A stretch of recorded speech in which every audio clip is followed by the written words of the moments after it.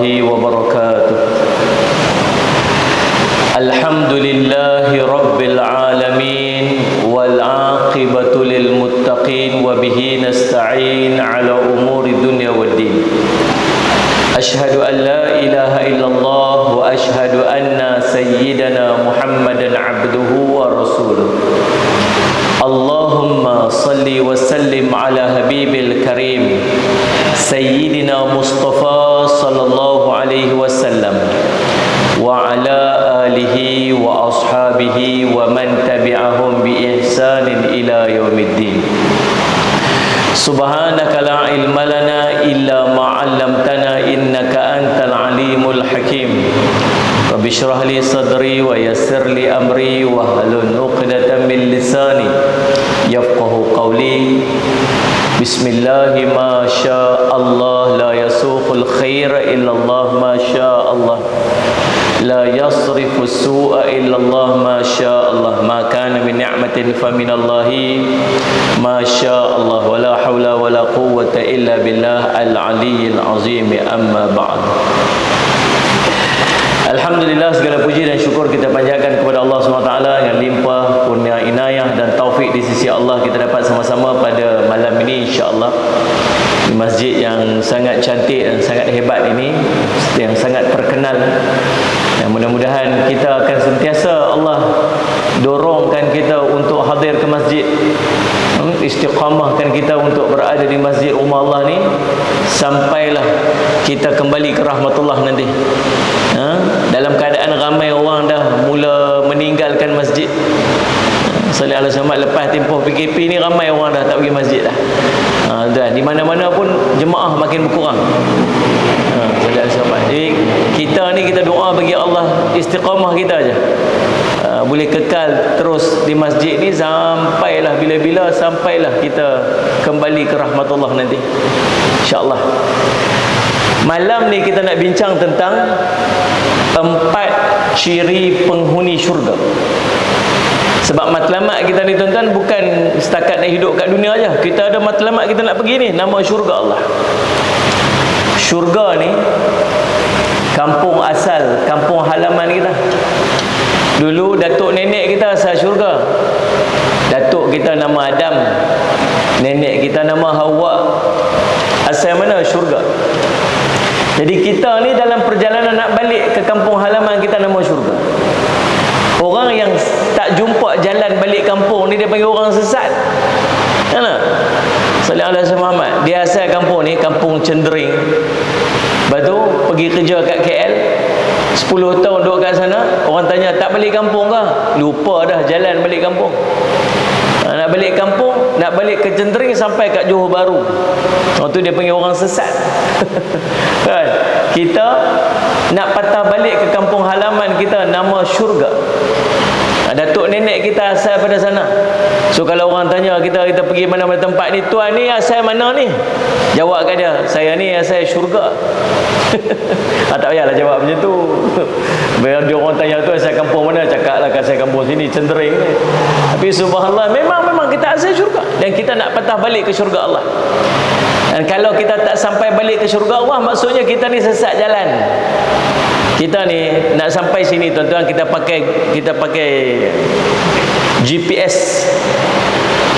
GPS ni tuan-tuan, maksud dia guna pun sesat. Kita set bawa ke mana-mana kena sesat juga, tuan-tuan. Jadi tapi kalau kita ikut dia jalan, dia sampai elok nak mai sini daripada Batu Buruk tadi ni, nak sampai ni kita pakai je. Kita tak biasa sampai sini. Terus tu Masjid Cendering. Lepas tu dia ikut kita, turn left, dia suruh kena kiri, kita kena kiri. Turn right, ikut kanan. Jangan duk canggah dengan dia. Kalau dia kata kena kiri, kita kena kanan, tahu dia buat apa kita? Dia recalculate, dia cari balik. Dia suruh patah balik ikut jalan tu. Kalau kita ikut dia elok, sampailah kita kat sini. Faham tak? Dia suruh, kalau kita salah, dia suruh kita patah balik tu. Tahu tak sampai bila? Sampai bateri dia habis. Bateri habis tak dia? Itulah perjalanan kita nak balik ke syurga Allah. Kita pakai GPS. GPS kita nama dia Al-Quran dan hadis Nabi sallallahu alaihi wasallam. Tu GPS kita. Ikut Al-Quran, ikut hadis Nabi SAW kata, aku tinggalkan kamu kepada kamu ni dua benda, kamu takkan sesat sampai bila-bila. Itu Al-Quran dan sunnah tu. Ikut.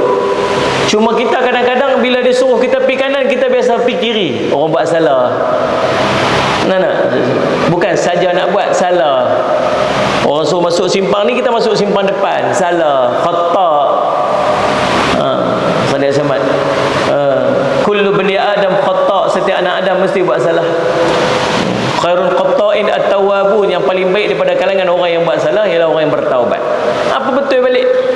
Sampai bila ni? Sampai bateri habis. Matilah maksudnya. Habis tu tak nak patah balik lagi dah.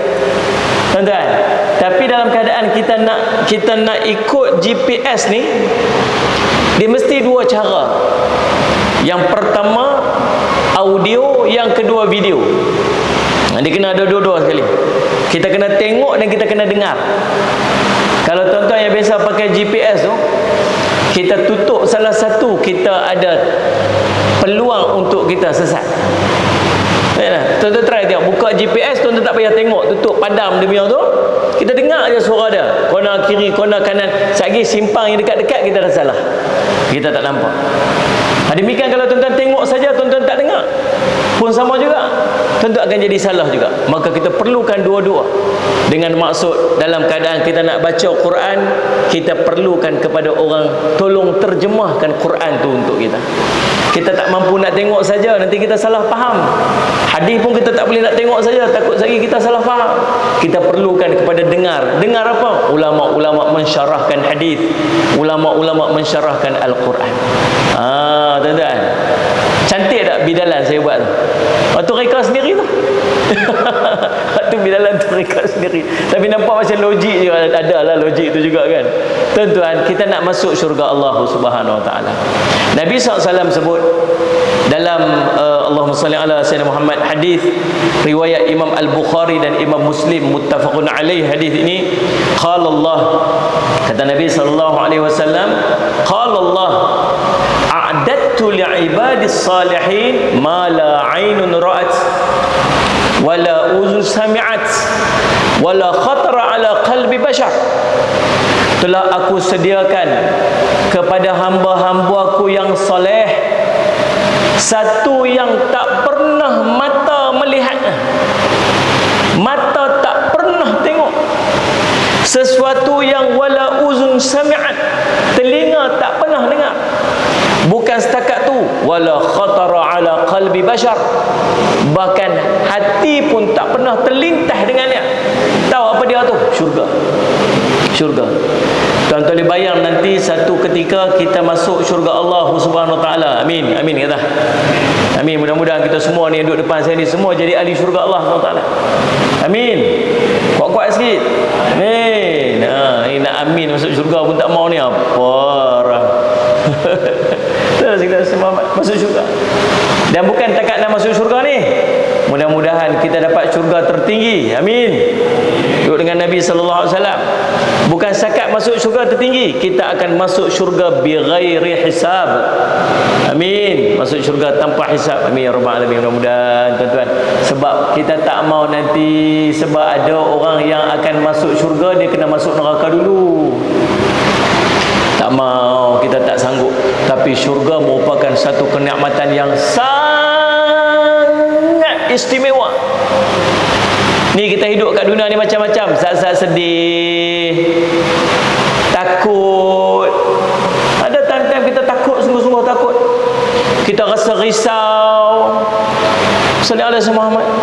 Kita rasa apa tuan-tuan? Tertekan. Kita rasa sempit. Macam-macam yang kita lalui dalam kehidupan kita, yang semua benda ni tak akan ada dalam syurga. Tuan-tuan boleh bayang tak masuk satu tempat yang seronok aja. Seronok tak habis-habis.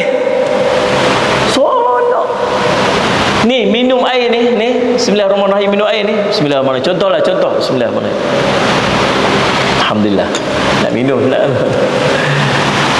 Satu teguk yang pertama tu tuan-tuan sangat sedap lah. Kita teguk kedua lebih sedap daripada teguk yang pertama. Teguk yang berikutnya lagi sedap pada teguk yang sebelumnya. Tuan-tuan pernah jumpa tak dekat dunia ni minuman yang macam tu? Tak ada. Tak ada lagi teknologi yang ada dalam dunia ni yang teguk pertama, kedua dan ketiga tu lebih sedap. Tak ada lagi. Pasal apa? Pasal nikmat tu ada nanti dalam syurga yang tuan-tuan tak pernah rasa dekat dalam dunia ni. Tuan-tuan, nak apa? Dia main. Teringat apa? Allah bagi. Ada pasar, Nabi SAW cerita dalam syurga. Pasar. Nabi cerita dekat Abu Hurairah. Abu Hurairah kata, pasar kat syurga tu macam pasar dekat dunia ni kan Rasulullah? Tak. Pasar dekat syurga ni pasar yang tak payah, tak ada jual beli. Nak apa semua dapat. Teringitnya dapat. Sallallahu Muhammad. Ada orang bagi tahu kat saya, nanti bila dia masuk syurga, dia nak makan Maggi banyak-banyak. Oi tuan-tuan, jangan gelak. Sebab apalah hidup dia susah. Jangan makan Maggi banyak, tuan-tuan, penyakit ni. Tiap-tiap hari makan Maggi, lama-lama jadi sakit kat syurga.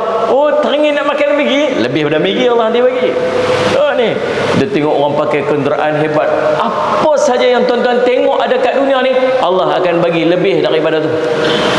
Orang yang paling last sekali masuk syurga. Cerita orang paling last.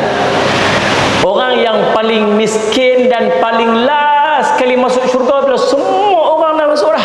Tak ada, semua dah masuk dah. Kecuali orang yang kafir yang memang Allah akan kekal dalam neraka. Hebat tak gelak-gelak lagi dah. Kita kat syurga nanti kita boleh tolong kawan-kawan kita, tuan-tuan. Lepas tu ni bagi baik-baik, jangan duduk kelahi. Duduk satu masjid, angkat takbir sama-sama dengan Tok Imam tadi, baca amin sekali dengan Tok Imam, bagi salam sama-sama dengan imam. Lepas tu tolong doa kat orang sebelah. Orang ni, Assalamualaikum warahmatullahi. Doa kat kawan sebelah, mudah-mudahan Allah bagi limpahkan kesejahteraan dekat dia. Tu doa tu.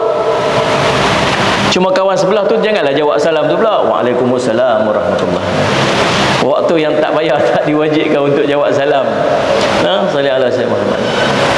Dan sekali bagi salam, Assalamualaikum warahmatullahi, doa kat kawan ni sebelah pula. Lepas tu habis-habis tu angkat tangan doa ramai dengan Tok Imam pula. Tok Imam baca doa, dia amin. Lepas tu salam pula, Sallallahu ala Muhammad. Salam. Habis salam keluar masjid berkelahi. Aku duk kata dah, hang duk sokong pasal apa? Ikut suka aku lah, aku nak sokong. Kan dah kena dah. Dia kena bergaduh kat luar tu. Okay, kemarin punya cerita. Allahumma salli ala sayyidina. Kita doa yang baik-baik lah, tuan-tuan. Kita sama-sama orang Islam kan? Dia pun orang Islam kan? Faham dia tu siapa, faham lah kan? Dia pun orang Islam kan? Salli ala sayyidina Muhammad. Maka apa orang Islam dengan orang Islam buat macam mana? Doa yang baik-baik. Doa yang baik-baik. Mudah-mudahan Allah bagi kekuatan, Allah bagi kesihatan, Allah bagi kebaikan, Allah bagi keinsafan. Kalau dia betul melakukan kesalahan tersebut, mudah-mudahan dengan hukuman yang dia dapat akan buat dia jadi lebih baik. Kita tak tahu, Allah Alam. Mungkin itu sebab yang akan mengubah dia untuk jadi lebih baik. Kita tak tahu, Allah Alam. Kalau dia tak buat betul dan dia terinayah, mudah-mudahan Allah kafarahkan dosa-dosa dia, Allah angkat darjat dia. Kita tak tahu, kita tak tahu betul-betul, kita tak tahu.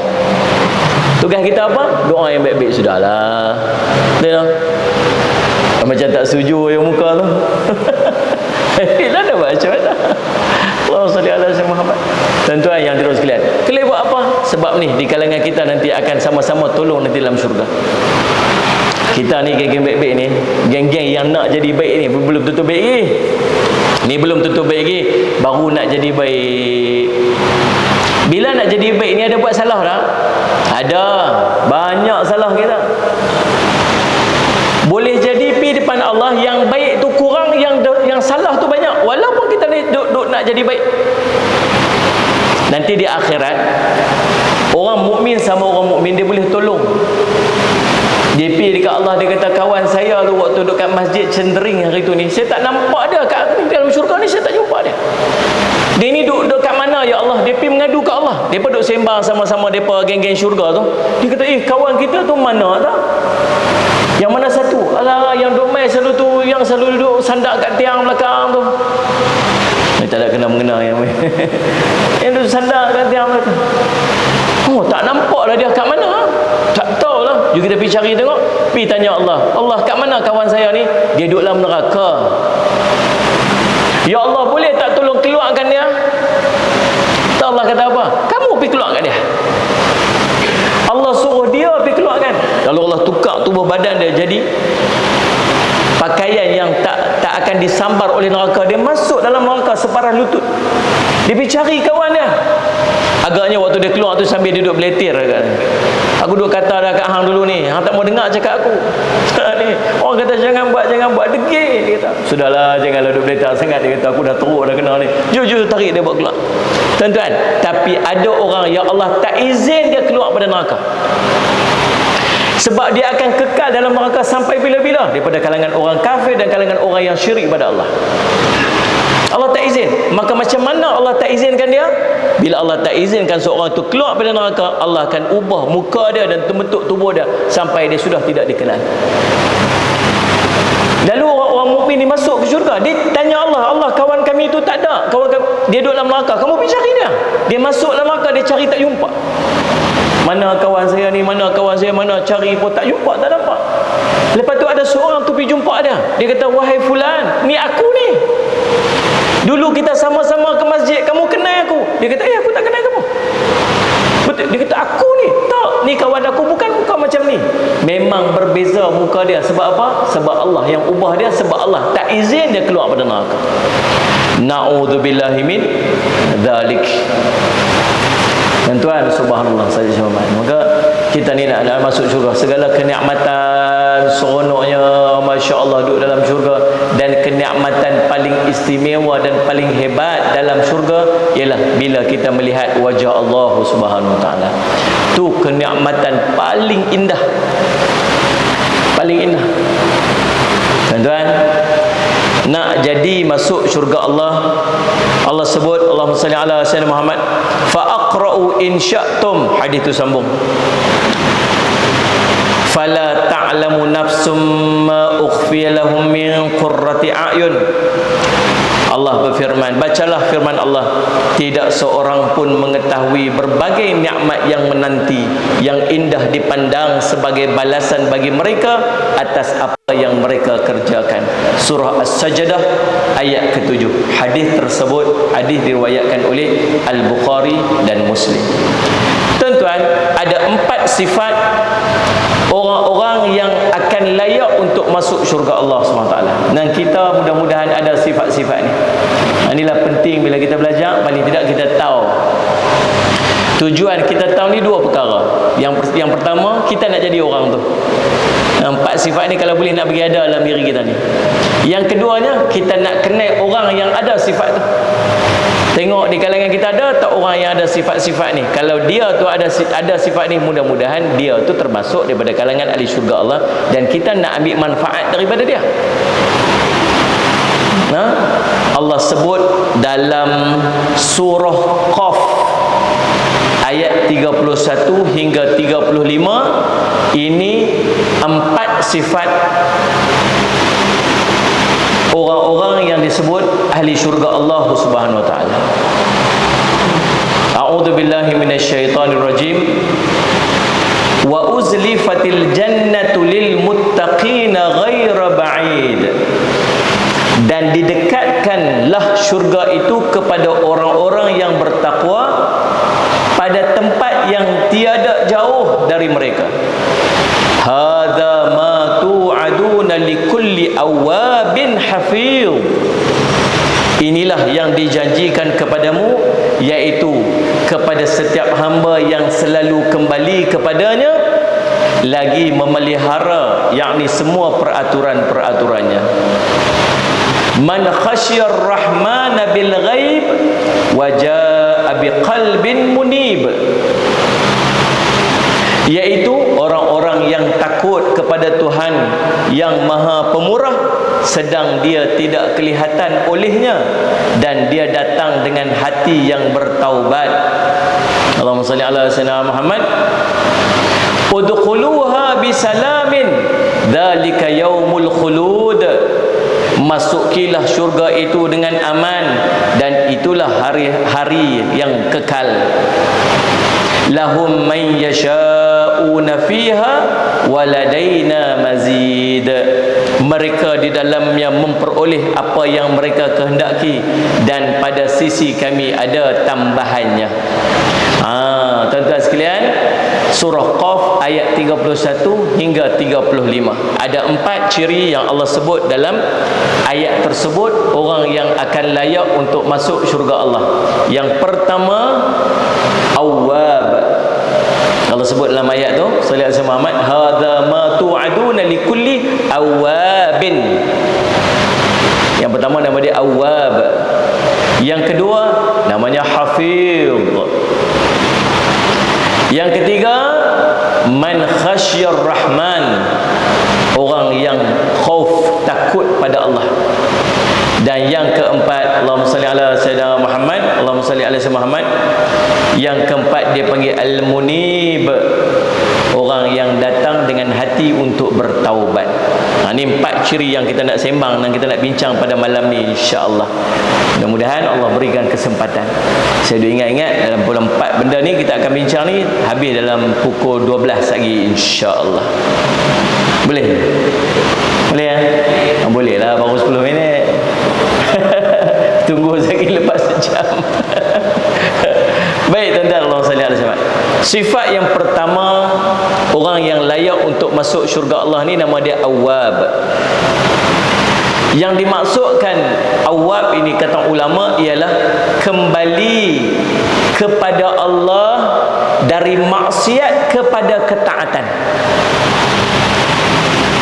dari lalai kepada selalu mengingati Allah SWT.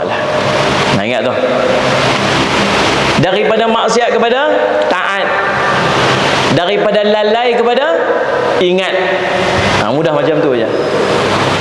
Ubaid bin Umair rahimahullah mengatakan, Awwab ialah dia mengingat akan dosa yang dia lakukan, kemudian dia memohon ampun pada Allah atas dosa tersebut.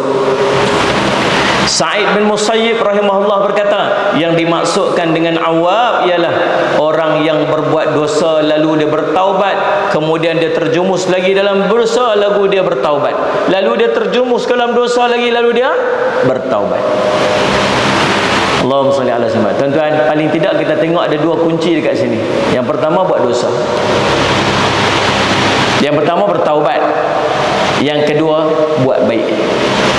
Ganti daripada maksiat yang kita buat dengan kita memperbanyakkan kebaikan. Dan kita semua buat dosa, kita semua buat salah. Bila kita tahu kita buat dosa dan kita buat salah, tahu kita kena buat apa? Kita kena perbanyakkan ibadat. Ittabi'as sayyi'ata hasanata tamhuha. Ikutilah kemaksiatan yang ataupun kesilapan kita buat dengan kita melakukan kebaikan. Yang kebaikan ini akan memadamkan dosa-dosa kita. Tuan-tuan, saya nak tanya, buat salah dah? Ada buat dosa dah? Ada buat dosa dah? Ada. Kalau tuan-tuan rasa tuan-tuan ada dosa, dia sepatutnya menjadi semangat untuk kita banyak sembahyang sunat. Dia sepatutnya jadi semangat untuk kita banyak baca Quran. Dia sepatutnya jadi semangat pada kita untuk banyak zikir, untuk banyak istighfar, untuk banyak selawat, untuk banyak tahlil, tahmid, takbir. Pasal apa? Bukan sebab kita baik. Nabi sebut, Allahumma salli ala Muhammad, al-baqiyatus salihat.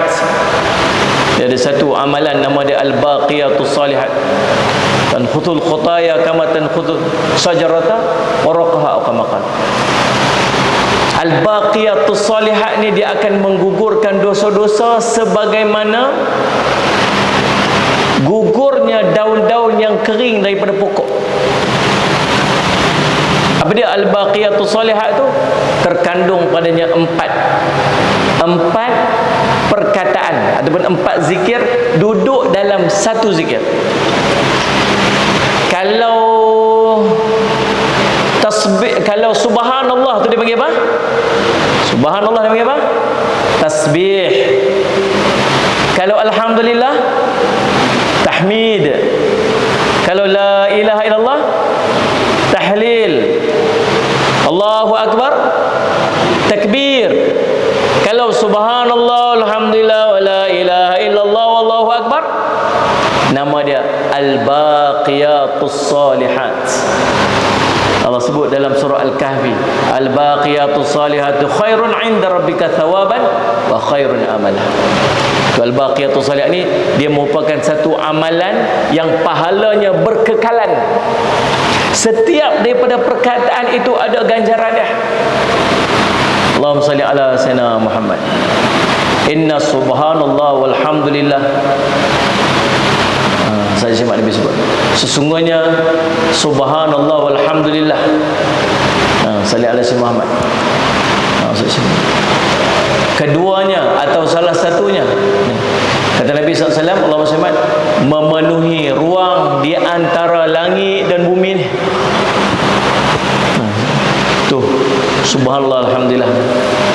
Alhamdulillah saja tamlaul mizan. Satu perkataan tu, alhamdulillah saja memenuhi ruang timbangan mizan. Banyak hadis yang cerita tentang al-baqiyatus salihat. Jadi saya nak ajak tuan-tuan, kalau tuan-tuan rasa tuan-tuan ada dosa dan kita selalu buat dosa, saya nak minta tuan-tuan mula hari ini tolong jangan tinggal satu amalan ni yang saya nak ijazahkan kepada tuan-tuan, yang saya ambil pada guru saya, yang sanadnya sampai kepada baginda Rasul sallallahu alaihi wasallam, yang namanya al-baqiyatus salihat. Subhanallah, alhamdulillah, wa la ilaha illallah, wallahu akbar. Tuan-tuan setiap hari tolong buat amal paling kurang 100 kali. Boleh tak ni? Siapa yang setuju angkat tangan? Tengok ada yang tak angkat tangan. Siapa yang tak mau angkat tangan? Tak ada yang tak mau tu, alhamdulillah. Jadi dah janji dah nak kena buat lah. Dah janji dah nak buat. Esok pagi-pagi pandai-pandai lah pegang biji tasbih tu. Subhanallah, alhamdulillah, wa la ilaha illallah, wallahu akbar. Subhanallah, alhamdulillah, wa la ilaha illallah, wallahu akbar. Bagi dapat 100 kali, insya-Allah. Saya ijazahkan amalan tersebut. Tuan-tuan kata qabilna, kata. Tuan-tuan terima, tuan buatlah, insya-Allah. Tuan-tuan, subhanallah, bila kita bertaubat ni, kita nak kena berubah jadi baik. Bila kita ada dosa, kita tahu kita ada dosa, kita taubat, kita nak berubah jadi baik.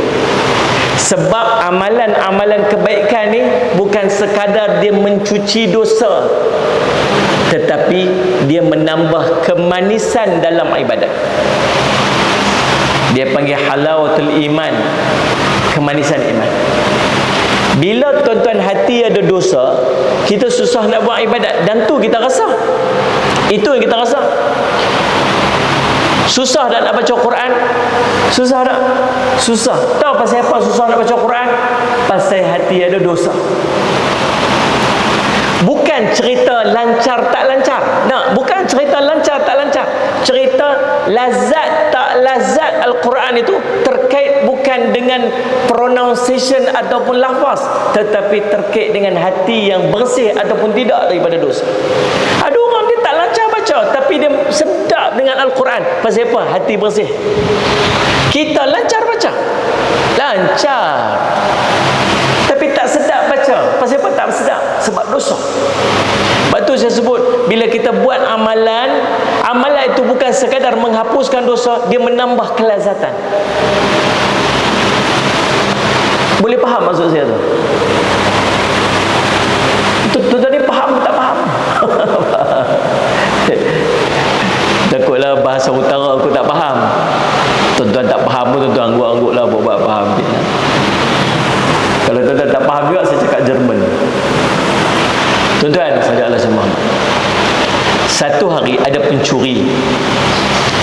Pencuri ni dia masuk rumah Malik bin Dinar, sahabat Nabi SAW. Sahabat Nabi ni zuhud, tak ada orang lah. Memang zuhud, dia tak ada apa langsung rumah dia. Ada banyak sahabat-sahabat Nabi SAW yang sangat zuhud. Abu Darda radhiyallahu an, kaya raya. Bila dia masuk Islam, habis apa pun tak ada, rumah kosong. Padahal dia governor. Malik bin Dinar ni seorang sahabat Nabi SAW yang pernah minum darah Nabi SAW. Dia hisap darah Nabi yang luka tu mulut dia. Dia kata, tak mau Rasulullah, tak mau ni darah manusia paling mulia, mula saya nak telan. Dia telan. Rasulullah kata, orang ni akan bersama dengan aku dalam syurga. Untunglah. Rumah tak ada apa, kosong tu. Pencuri ni masuk, ingat ada barang dalam rumah. Dia masuk, dia tengok tak ada apa-apa. Lepas tu rumah kalau tak ada apa-apa, tunjuk kata tak ada apa-apa. Jangan duk tunjuk macam ada. Faham tak?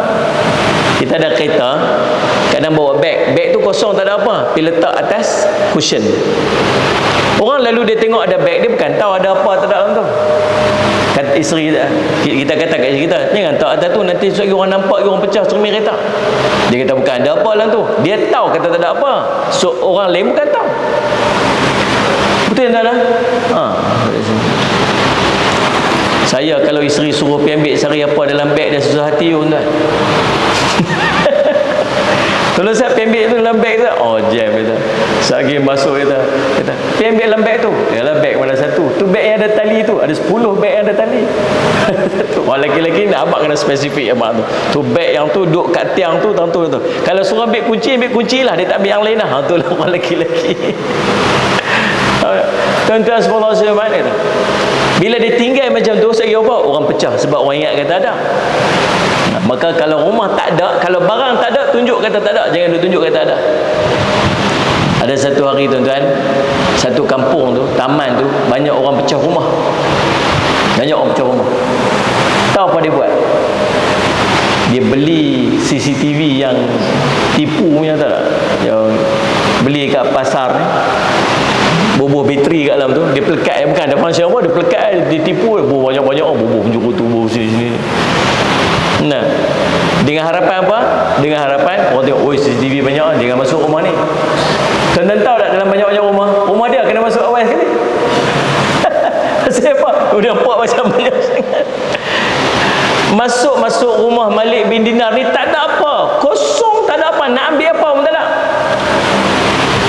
Lalu tengok Malik bin Dinar tengah semayang tahajud. Nampak? Dia tengah semayang. Kawan tu masuk, elok masuk. Tengok, terserempak dengan tuan rumah tengah duduk semayang. Malik bin Dinar pun berhentikan semayang dia. Berhentikan semayang. Main sunat bolehlah berhenti. Main fardu kalau melibatkan nyawa berhenti. Cuma dulu kalau pencuri masuk rumah, dia lari. Pencuri dulu kalau dia masuk rumah kita ternampak dengan dia akan lari. Pencuri sekarang kalau kita nampak pencuri masuk rumah kita, baik kita lari. Dia tak ada heran dalam ni. Dia boleh buat macam-macam, jangan main-main. Tuan-tuan, bila dia nampak Malik dia nak berhentikan tahajud dia dan dia pergi jumpa orang tu. Dia kata, Tuan, jangan lari, tuan tunggu. Dia kata, jangan lari, tuan tunggu. Dia kata, rumah saya ni tak ada apa-apa. Kalau nak ambil apa pun tak ada. Tetapi saya akan bagi kepada tuan benda yang lebih hebat daripada barang yang ada dalam rumah ni. Dengan syarat tuan tunggu saja. Ada lagi yang lagi hebat? Ada, saya akan bagi. Tuan tak akan balik daripada rumah saya ni dengan sia-sia. Ada yang saya bagi. Nak buat apa? Pergi ambil wuduk, semayang 2 rakaat. Pergi ambil wuduk, semayang 2 rakaat. Nanti tuan akan dapat lebih hebat lagi daripada apa yang tuan hajat tu. Kita sungguh kan ni? Sungguh. Dia pun pergi ambil wuduk, dia pun semayang 2 rakaat. Allahu Akbar, semayang. Lepas tu habis, bagi salam. Kalau tuan dah habis semayang, tak apalah. Tuan, boleh tak saya nak semayang 2 rakaat lagi? Dia pula minta. Sekali dia pun ambil wuduk. Allahu Akbar, dia semayang lagi. Kemudian sekali, dia semayang lagi. Kemudian sekali, dia semayang lagi. Tak apalah, tuan boleh balik dah. Tak, tuan, boleh tak saya nak duduk di rumah tuan ni berapa hari lagi? Saya nak bukan setakat nak semayang, saya nak tumpang untuk puasa sama-sama dengan tuan. Saya nak puasa dan saya nak semayang. Dan akhirnya dia duduk bersama dengan Malik bin Dinar berapa lama dan dia berubah menjadi orang yang paling baik. Kalau saya, tuan-tuan, kayu tu ni jumpa kayu tu dululah jawab dia kedekuk. Tuan-tuan, hati kita tak sama macam hati para sahabat Nabi menilai sembahyang tu akan mengubah dia. Betul tak? Kalau kita pukul dia, kita hampuk dia, kita maki dia, kita apa, adakah makian kita tu akan menyebabkan aku insaf, nanti aku akan berubah menjadi lebih baik? Belum tentu lagi. Tapi dia tahu bahawa sembahyang yang ikhlas akan ubah seorang yang buruk jadi orang yang lebih baik. Dan memang patutnya macam tu. Memang sepatutnya macam tu. Tapi pasal apa sembahyang tu tak ubah kita ni? Kita duduk macam tu je. Padahal setiap kali kita sehari semalam paling kurang kita sembahyang 5 kali. Tak kira lagi dengan sembahyang-sembahyang sunat yang kita buat. Padahal sembahyang-sembahyang kita buat tu patutnya mengubah kita jadi lebih baik, jadi lebih baik, jadi lebih baik, jadi lebih baik setiap kali kita sembahyang. Tapi perangai dan akhlak kita lebih buruk, lebih buruk, lebih buruk lepas kita setiap kali kita sembahyang. Bukan salah sembahyang, tapi salah kita menjiwai sembahyang. Allahumma salli ala Sayyidina Muhammad. Satu hari Nabi Isa alaihi salam jalan dengan beberapa orang daripada sahabat dia. Tiba-tiba terjumpa dengan seorang lelaki yang dia ni sangat terkenal kaki curi, mencuri. Memang kaki, bukan dia curi dengan kaki dia. Itu kaki mencuri. Dia ni memang jenis mencuri yang. Tapi bila dia tengok Nabi Isa AS, orang tu kata, hantar tulah Nabi Isa. Dia kata, ya Allah, ni kan Nabi ni. Itu Nabi Isa. Tu yang duduk dengan dia siapa? Itu sahabat-sahabat dia. Masya Allah. Dia terus tengok Nabi Musa, Nabi Isa, dia terus rasa dia nak bertaubat. Dia terus pergi berjumpa dengan Nabi Isa. Dia kata, wahai Isa, boleh tak Allah ampunkan seluruh dosa-dosa aku? Aku ni buat jahat pada orang, aku curi harta benda orang, aku buat macam-macam, bahkan aku buat benda-benda yang tak patut aku buat. Wahai Isa, adakah Allah akan mengampunkan dosa aku kalau aku bertaubat? Allah akan mengampunkan dosamu bila kamu bertaubat. Bila dia dengar macam tu, dia menangis sebab dia kata, ya Allah, ampunkan dosa aku, ampun dosa aku, ampun, aku nak jadi orang baik, aku nak orang baik. Bila dia nak jadi orang baik, apa yang berlaku? Dia nak ikut jalan bersama dengan Nabi Isa alaihissalam. Dia nak pergi sama-sama. Ini memang kita macam tu. Sebab tu di antara cara untuk kita istiqamah meninggalkan maksiat dan menambah kebaikan bila kita bertaubat, apa dia? Ialah kita duduk dengan orang-orang baik. Jangan jauh. Kalau kita jauh jadi macam mana? Jadi kita buat maksiat lagi. Cari kawan-kawan baik, duduk geng-geng masjid. Tak ada tempat lain nak cari orang baik melainkan kat masjid lah. Tidak ni? Kalau nak cari kawan baik, pergi konsert Billy apa benda tak nak. Apa dah saya. Allah salli ala sallam. Allah salli. Tuan-tuan. Lalu dia pergi ikut, dia naik. Waktu dia nak ikut dengan Nabi Musa AS, geng-geng yang bersama dengan Nabi Isa AS tu dah mula rasa tak syok. Dia rasa tak syok. Ada dengan kita ada sama. Dia ni nak ikut kita pula. Dia tak tahukah kita ni siapa. Dia tu siapa nak duduk dengan kita ni? Baru hari ni nak ikut Nabi Isa. Dulu hang lawan bukan main. Dulu hang curi barang orang, dulu hang buat jahat macam-macam. Orang ni nak main duduk dengan Nabi Isa. Nak main duduk dengan kita pula. Hang duduk belakang. Ada seorang tu kata dia, hang duduk belakang. Layaknya hang duduk belakang, duduk belakang. Hang nak jalan, duduk belakang. Taraf hang lah. Kami dah lama dengan Nabi Isa ni. Kami duduk depan-depan, hang duduk belakang. Nabi Isa nampak apa yang berlaku. Lalu diwahyukan kepada Nabi Isa AS, dan Nabi Isa kata, sesungguhnya orang yang bertaubat tadi telah diampunkan dosanya dan dia bersih daripada dosa, dan orang-orang yang lain ini telah dipadamkan pahala-pahalanya dan mereka bersih daripada pahala. Pasal apa? Pasal menilai buruk kepada orang yang bertaubat. Mana? Saudara saya Muhammad. Satu hari Imam Ahmad bin Hanbal rahimahullah ta'ala cerita, dia lalu satu jalan. Tiba-tiba dia tengok ada seorang perompak curi barang orang. Nampak dia tu menurut curi, dia tak boleh sempat nak buat apa, tapi kenal lah orang tu. Oh ni dia curi. Lepas tu tak berapa lama dia pergi masjid, dia tengok orang tu tengah duduk semayang kat masjid. Elok kau duduk semayang. Lalu dia katalah dekat dia tu, apa yang kamu buat tu tak sepatutnya dan tak melayakkan kamu duduk diri ni depan Tuhan kalau macam tu. Simple macam tu lah buat je, peringatan. Tak ada niat apa-apa mungkin. Seolah mungkin dia nak tegur tu, hang kalau hang nak buat macam ni, hang tak patut buat macam tu. Macam tu lah kot lah. Boleh faham maksud dia tuan? Apa yang kamu buat itu duduk curi ni tak melayakkan kamu duduk diri macam ni patutnya ni. Lalu apa yang kawan tu jawab? Dia kata, Allahumma salli ala Muhammad. Dia kata apa? Allah tak akan terima solatmu kalau itulah yang mencuri, itukah pekerjaan kamu.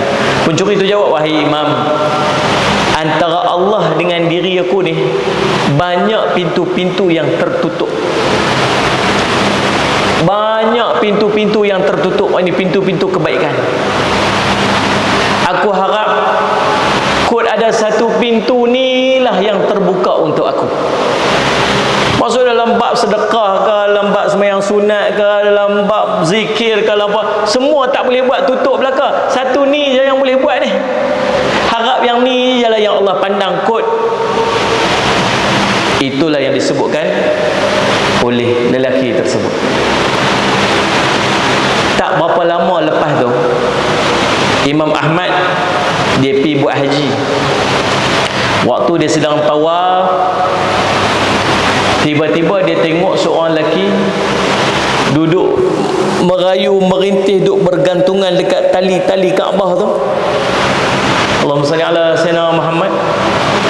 Lalu dia duduk kata, ya Allah, aku bertaubat kepadamu dan aku tidak akan kembali berbuat maksiat kepadamu. Ya Allah, aku taubat. Ya Allah, aku tak buat lagi dah maksiat tu. Dia duduk ulang sebut-sebut macam tu. Allahumma salli ala sayyidina. Lalu Imam Ahmad kata, aku tengok, perhati orang tu. Rupa-rupanya dia kata, itulah kawan yang dia jumpa hari tu ni, yang merompak kemudian dia pergi semayang. Lalu dia kata dalam hati, dia sisakan satu pintu dalam keadaan dia masih berhubung di antara dirinya dengan Allah, maka inilah balasannya. Allah buka baginya seluruh pintu kebaikan. Hikmah kita boleh ambil daripada kisah ni apa? Kita ni buat salah banyak. Kita ni buat salah banyak. Jangan putus asa untuk kita masih membuat kebaikan. Ada tak orang kata apa? Aku ni jahat, tak ada buat apa dah, Allah tak pandang lah. Dalam keadaan kita duk masih buat maksiat ni, semayang sunat jaga juga, semayang fardu jaga juga, sedekah jaga juga. Kot-kot lah dalam banyak-banyak yang kita duk buat yang kecil-kecil itulah yang Allah pandang nanti. Allah buka semua pintu kebaikan kat kita. Jangan putus asa dengan rahmat dan kasih sayang Allah. Tu yang pertama. Baru satu, tengok dah nak habis waktu dah. Yang kedua, dia panggil hafiz. Sifat yang kedua yang akan menjadikan dia sebagai ahli syurga Allah SWT ialah hafiz. Hafiz ni apa tuan-tuan? Ibnu Abbas radhiyallahu anhu mengatakan dia menjaga amanah yang Allah janjikan untuknya dan dia pun menjalankannya. Qatadah rahimahullah mengatakan dia menjaga kewajipan dan nikmat yang Allah janjikan untuknya. Ibnu Qayyim rahimahullah menjelaskan, perlu diketahui nafsu itu ada dua kekuatan, iaitu kekuatan untuk menyerang dan kekuatan untuk bertahan. Yang dimaksudkan dengan awab tadi ni ialah kuatnya pertahanan untuk kembali kepada Allah, mengharapkan redhanya dan taat kepadanya. Sedangkan hafiz ini ialah kuatnya pertahanan, Allahumma salli ala Muhammad, iaitu menahan diri daripada maksiat dan hal yang terlarang. Jadi hafiz adalah menahan diri daripada larangan Allah, sedangkan awwab adalah menghadap pada Allah dengan melakukan ketaatan. Kalau awwab tadi ni dah mengaku segala dosa, usaha nak buat baik. Tapi hafiz ni jaga tak mau buat jahat. Pertahan diri, jangan buat jahat, jangan buat maksiat. Tuan-tuan, ada satu kisah, nama dia Abu Bakar Al-Misk. Al-Misk ini maksud dia kasturi. Dia mendapat gelaran Abu Bakar Kasturi, bukan sebab dia jual kasturi kat tangga masjid. Mana ni? Nama dia Abu Bakar Al-Misk. Pasal apa jual kasturi kat masjid? Kisah dia ni memang peniaga. Bukan setakat peniaga, memang handsome tak ada dah. Handsome, smart, badan sasa, wajah smart, handsome. Kalau dia meduk Malaysia jadi pelakon dah, tuan-tuan. Kalau tak jadi Mak Kilau, jadi Datuk Bahman. Cerita dia. Subhanallah. Allahumma salli ala Muhammad. Tuan-tuan, handsome, smart, duduk satu tempat. Dia pergi meniaga daripada rumah ke rumah, bawa barang dagangan dia pergi. Yang geng-geng makcik-makcik ni, tuan-tuan, yang duk beli barang kat dia tu, oh memang sangat terpesona dengan kecantikan Abu Bakar ni. Duk tengok bila lah si Abu Bakar ni nak main lalu depan rumah saya. Dia pun main lah apa semua. Mak, Abu Bakar main sini, main sini, main sini ni. Mak dah beli. Yang muda, yang tua, yang pekat-pekat semua seronok lah. Tengok dengan kecantikan dan kehansaman, ketegapan, kesaduan si Abu Bakar Al-Misk. Abu Bakar ni waktu dia tak dapat gelaran Al-Miskli. Sampai satu hari, tiba-tiba ada seorang perempuan yang sangat cantik. Perempuan cantik. Perempuan ni panggil Abu Bakar ni, tuan main kat rumah saya, main. Rupanya perempuan ni sangat menaruh hati kepada Abu Bakar. Memang duk kenal lama dah, teringin lama dah.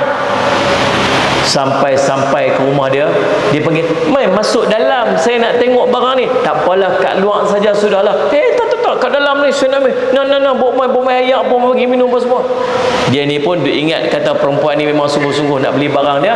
Dia pun masuk, buka barang dia kat dalam apa semua. Perempuan ni tiba-tiba pergi dekat pintu, kunci pintu, prang. Dia kata, sudah dah hari ni.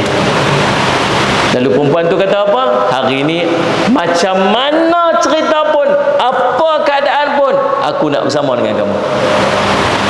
Dah lama dah aku pendam perasaan ni. Rindu, teringin sangat ni, lama sangat pendam. Hari ni apa cerita pun aku akan bersama dengan kamu.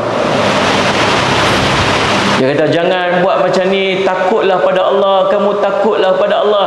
Dia kata, tak. Kalau kamu tak setuju untuk sama dengan aku hari ni, aku akan jerit, aku akan panggil orang kampung, aku akan bagi tahu kata kamu ceroboh masuk rumah aku dan kamu nak apa-apa kat aku, dan semua mereka akan percaya pada aku. Kalau tuan-tuan kata apa? Okey. Nak buat macam mana darurat ni? Agaknya lah kan. Darurat ni, dia kata, tak apalah, janganlah macam tu, janganlah macam tu. Dia tolong buka belah lagi. Agaknya lah, subhanallah. Dia tak tahu nak buat macam mana. Dia takutlah, subhanallah. Takut ni takut sungguh-sungguh, sampai tak tahu nak buat macam mana. Tahu apa dia buat, tuan-tuan? Dia kata, tak apalah kalau demikian, tuan tunggu, puan tunggu saat dekat luar ni, bagi saya masuk bersihkan diri badan saya ni. Saya masuk dalam, bagi tandah kat mana, tandah. Tandah kat situ, pergi masuk, saya tunggu kat sini. Dia pun siap, perempuan tu pun tunggu macam tu lah, kot agaknya lah. Ataupun tu sandak kat tiang macam tu ke apa. Saya tak tahu. Dia pun masuklah dekat dalam tandah. Masuk, dia tak tahu nak fikir dia buat apa. Dia dapat satu idea. Dia buang air besar. Bila dia buang air besar, dia ambil najis tu, dia lumurkan seluruh badan dia. Dia lumur seluruh badan dia. Kemudian dia pun buka pintu. Tada! Agak macam tu. Perempuan ni nampak, dia kata, tu dia. Subhanallah. Dia kata, hai, pengotok ni, hang keluar pada sini. Lepas tu pun halau dia pun keluar daripada rumah dia tuan-tuan dalam keadaan ketakutan, dalam keadaan menangis. Dia malu, busuk badan dia dengan penuh dilumurkan dengan najis. Dia lari nak balik ke rumah dia. Elok nak sampai je ke rumah dia, nak masuk waktu azan, nak masuk waktu semayang. Dia cepat-cepat balik rumah dia. Dia bersih-bersihkan badan dia, mandi apa semua sebagainya tuan-tuan. Dia bersih-bersih badan dia. Dia tahu badan dia masih bau busuk sebab ada najis, sebab dilumurkan dengan najis. Dia tahu, Allah, macam mana aku nak pergi masjid ni, mesti orang sakit tak selesa badan aku ni, badan ni bau lepas kena najis apa semua tuan-tuan. Dia bersih-bersih badan dia pergi semayang. Elok dia masuk masjid tuan-tuan, semua orang macam mau tengok dia. Dia kata, Allah malunya, ya Allah malunya. Dia pun semayang. Habis semayang, semua orang pekat pergi berimpun kat dia. Wahai Abu Bakar, hang beli perfume kat mana ni? Dapat perfume dekat pavilion kan ni? Contohlah kan. Saya dapat beli perfume mana ni beli ni? Mahal, kami tak pernah cium bau sedap macam ni. Mai mana ni? Kita aku tak tahu, aku tak pakai perfume apa pun. Dan wangian itu berkekalan sampailah dia meninggal dunia. Dan dia mendapat gelaran Abu Bakar Al-Misk. Dan sallallahu alaihi wasallam. Allahumma salli alaihi wasallam. Faham ni? Tapi saya cadangkan tuan-tuan jangan balik buat macam tu saya kat rumah. Dia kata macam dapat idea, tak payah beli perfume dah, sakit dia balik dia buat. Ini orang betul-betul ikhlas apa dia buat, tak ada benda lain dia buat melainkan dia tak mau, dia nak elak diri dia daripada melakukan kemaksiatan tersebut. Subhanallah, subhanallah. Dia panggil apa? Yang kedua ni hafiz, orang yang menjaga diri dia daripada melakukan perkara yang maksiat. Yang ketiga tuan-tuan, dia panggil orang yang Allahumma salli ala Sayyidina Muhammad dalam ayat tersebut. Allah sebut, Allahumma salli ala man khasyar rahman, orang yang takut kepada Allah, orang yang khauf, ada takutnya dengan Allah. Takut ni macam mana? Dia takut tuan-tuan, subhanallah, sallallahu alaihi Muhammad, dengan keimanannya kepada Allah, kepada kitabullah, kepada Rasulullah, kepada perintah dan larangan Allah. Dia nak jaga sungguh-sungguh hubungan dia dengan Allah Subhanahu wa taala. Takut dia dengan Allah Subhanahu wa taala. Takut ini bukan maksud menjauhkan diri. Takut ini maksud dia makin dekat dengan Allah. Sebab tu takut manusia dengan binatang tak sama takut manusia kepada Allah. Kalau kita takut dengan binatang buas, apa kita buat? Kita lari lagi jauh. Tapi takut kita dengan Allah, kita usaha untuk makin dekat dengan Allah Subhanahu wa taala. Ada seorang lelaki, dia sangat berkenan dengan seorang perempuan. Sangat berkenan dengan seorang perempuan.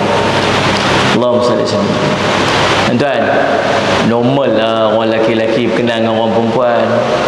Dia Allah sebut dalam Quran kan, zuyyina lin-nasi hubbus syahawati minan nisa. Allah hiaskan pada hati manusia ni, orang lelaki ni, kecintaan kepada orang perempuan. Normal lah. Yang tak normalnya kalau orang lelaki berkenan kan orang lelaki, hak tu tak normal. Ataupun orang perempuan berkenan dengan orang perempuan, dia panggil LGBT. Lah ni jangan main-main tuan-tuan. Depa dah, oi, megah-megah tunjuklah ni. Dia nak, kalau tak megah tak pakai ihram perempuan tu tuan-tuan, jangan main-main. Tuan-tuan tahu ataupun tak? Dia perempuan dia boleh pergi pakai ke ihram laki-laki pergi dekat Kaabah. Hei, subhanallah. Kalau terlondeh ke ihram tu lagi, geram juga aku. Yang itu perempuan, yang itu jantan pergi pakai kain telekung. Saya ingat bagi menikah daripada orang ni. Baru ngam. Aku nikah tu senang. Tengok siapa mengandung ni. Ini jantan dia mengandung. Astaghfirullahalazim. Masya-Allah.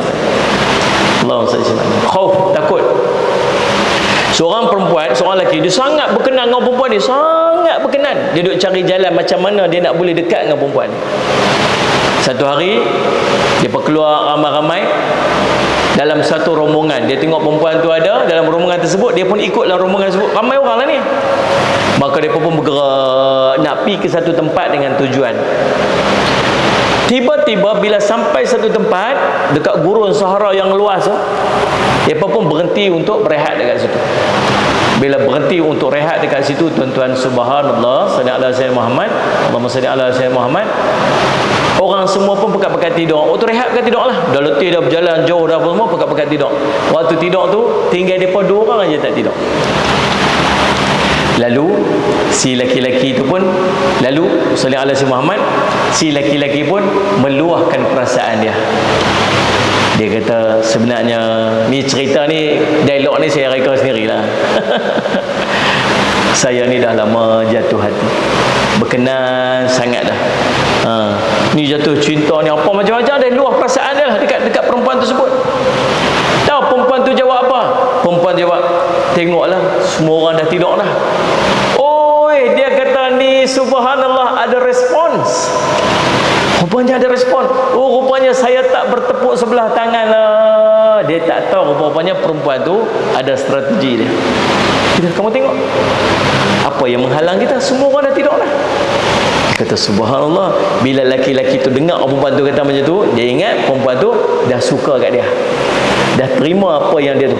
Lalu perempuan tu apa?